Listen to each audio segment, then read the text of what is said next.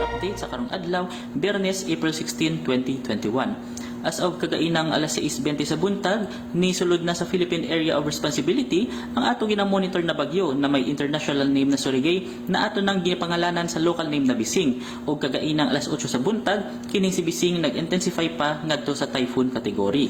Kagainang alas 10 sa buntag, nahimutang kini sa gilayon ng 960 kilometers silangan sa Surigao City, Surigao del Norte. Og naani maximum sustained winds o hangin duol sa sentro na moabot sa 130 km per hour. Og gustiness o mga paghunos na moabot sa 160 km per hour.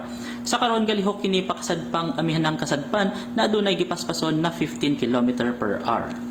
Base sa atong latest available data, posible na tayo i-raise o itaas na tropical cyclone wind signal number 1 diri sa rehiyon sa northern o eastern Samar sa karong gabi. Sa sunod na 24 oras, kining si Typhoon Bising makadala na og baluro ng mga kadagatan sa silangan bahin o eastern seaboards sa Visayas ug Mindanao. Base sa official track nag-i-issue sa Pag-asa, kining si Typhoon Bising ato na forecast na magalihok generally pakasagpang amihanang kasadpan o west-northwest hangtod sa Lunes ug ato na ni forecast na mag-recurve pa amihanang silangan o northeast.